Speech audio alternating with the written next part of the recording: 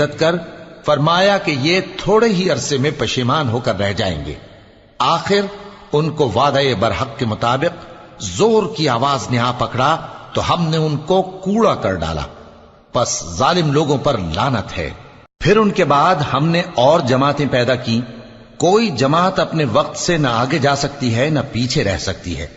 پھر ہم لگاتار اپنے پیغمبر بھیجتے رہے، جب کسی امت کے پاس اس کا پیغمبر آتا تھا تو وہ اسے جھٹلا دیتے تھے، تو ہم بھی بعض کو بعض کے پیچھے ہلاک کرتے اور ان پر عذاب لاتے رہے اور ان کو داستانیں بنا کر چھوڑتے رہے۔ پس جو لوگ ایمان نہیں لاتے ان پر لعنت۔